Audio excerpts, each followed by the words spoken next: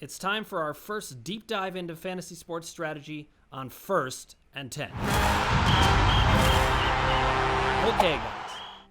Now, it's the beginning. It's our first show, so it is true we're probably going to end up dealing with some of the more basic stuff. Now, we started it already. How to get you set up for your party is as basic as it gets. But when you're setting up for a draft, what are the main strategies that you think about? Well, I alluded to this a little earlier, and that is kind of knowing the league and the setup of the league that you're in, whether it's a redraft league or a dynasty league or a keeper league, what the points system is, whether it's a PPR or not, whether knowing all the different scoring variables that can come allows you to better prepare for the draft itself and rank players. One of the things you'll hear us talk about a lot are tiers of at each position, with certain players being in tier 1 and then tier 2 and tier 3, and understanding the value and where to draft those players based on where they fall in the tier system. So that's one basic strategy. Fantasy football leads to many tiers for me. Spelled differently. Every time. Yes, it's a homonym. But I will say it really is important, because if you're drafting, what Casey means by this is, if you're drafting, the number 1 running back on the board, but there are 5 running backs that are equal to him, the guy who gets that 5th running back is getting the best value. And if you're getting to if you're getting to the top of a new tier, you may not be getting that good value on it. You want to get equal players later. Ross, do you agree with that idea? I agree. I think the most important thing you got to remember is, where in the draft do you draft? I mean, do you have the first pick? Do you have the 7th pick? Do you have the 9th pick? It depends, because remember, if you have let's say there's 10 teams, you pick 10th, you're coming back in the second round you're coming back with 2 picks in a row. So, I mean, my strategy, what I like to do, you guys probably think I'm crazy, is I'll take a quarterback, let's say Drew Brees. I'm not saying I'm taking him in the first round, but I'll take Drew Brees, and then I'll come back and take like a Michael Thomas, because I like having the same 2 players on the team together. I like having that sometimes. I like having that, Patrick Mahomes, Tyreek Hill. Having those 2 big weapons on the team and them catching touchdown passes together, it's like double points.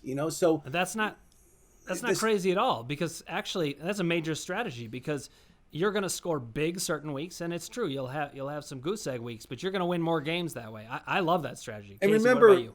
and I know you don't like to hear stats, but Patrick Mahomes, he started I think 29 games, and he's won 21, and in every game he's thrown over 300 yards. I mean, his stats are unbelievable. I mean, he never has like a bad game. I mean, I think he did once, but he got hurt and he was carried off the field.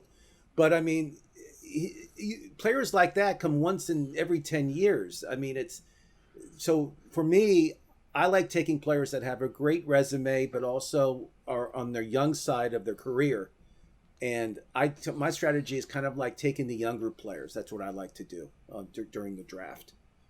I also agree. Patrick Mahomes is so much better when he's on the field. Listen, I want to bring in FantasyPros expert Andrew Seifter is here with us. He's going to come in and talk about how he does the draft. And I'll tell you, this should be valuable, because he kicks my ass every year. Especially yeah. Football.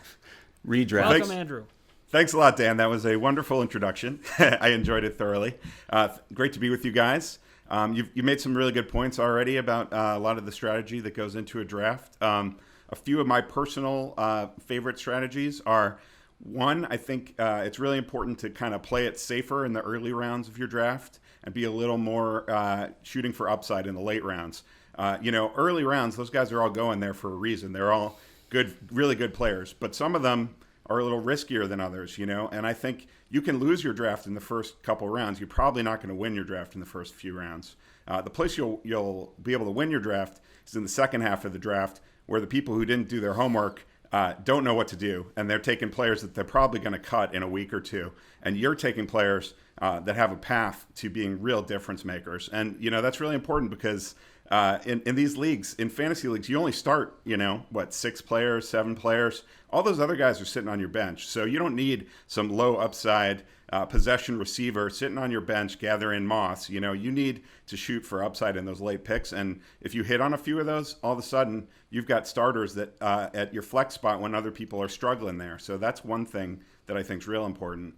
And then another one, I think, you guys have talked about it a little bit with tiers, but just to hammer that point a little more, you're looking for the generic brand on a lot of these players. So if there's somebody that you can get later that can do 90% of what a guy in the early rounds can do, don't bother drafting that early round guy. Find a guy in the early rounds that does something unique, that you can't replicate later. And that way you're going to get a big advantage over everyone else in your league with those early picks, because you're going to be, whether it's a bell cow running back or a tight end who's elite, something that you just can't find later, and then later on, maybe you can find that receiver that falls a bit in the draft. That's not sexy, but can give you like wide receiver 2 or high end wide receiver 3 kind of numbers. So those are a couple of the strategies I like to use. All right, Andrew, thank you for dropping the knowledge. I feel smarter already. I will probably botch what I do with this information, but hopefully you, the viewer, will not. So, Andrew, thank you for joining us. We're always going to call him in. He's our resident expert, and he boosts us up just that much more. So, guys, I want to turn back to you and talk about wide receiver strategy. This is something that I think people don't think often enough about specific categories, specific types of players, and how deep the positions are. That's another thing that we need to talk about. So do you guys think wide receiver is deep this year? What's your take on that? So the wide receiver position, every year they're passing the ball more. It used to be like 60% run, 40% pass. Most teams now are 50-50, which is great for the receivers. I mean, they're getting more points. The quarterbacks are getting more yards. I think with the receivers this year, it's very deep this year. They had a great recruiting class, a rookie class that came into the NFL this year with CD Lamb and with Judy. I mean, all these guys are unbelievable. The Ruggs for Vegas is unbelievable. There's a really young receivers that are hitting the league this year. They're going to be great value for everybody. And then you got your Michael Thomases, Devontae Adams. You got people like that. But I really feel this year with the receivers, it's deep. And I think you can wait on receivers unless you get a Michael Thomas who will be the leading receiver this year in the NFL. But my philosophy is wait on the receiver, take the running back or quarterback up front. And that's Ross the boss. I certainly don't want to disagree with the boss, and I'm not disagreeing. I do believe that wide receivers are deep. But I do believe it's also important to get, if you can, a true wide receiver 1 on your roster. I do believe that there probably are, 7 or 8 wide receivers who would qualify as a wide receiver 1 or a really high upside wide receiver 2. And I do believe it's important to get them. I don't think you wait too long, because especially in the leagues where we're passing the ball more, those elite volume receivers become as valuable at times as some of the higher end running backs. And so it becomes important to balance your roster and not be too dependent on one position over the other. So I try in the first several rounds to get safe production from the key offensive positions if possible. Great points across the board, guys. We do have to wrap up this segment because we're getting ready for Monster Madness, which is our own brackets, which are meant to take the place of what we lost in March with the tournament. And up next, we discuss a heroes and villains bracket. All-time heroes and villains, and who's going to win.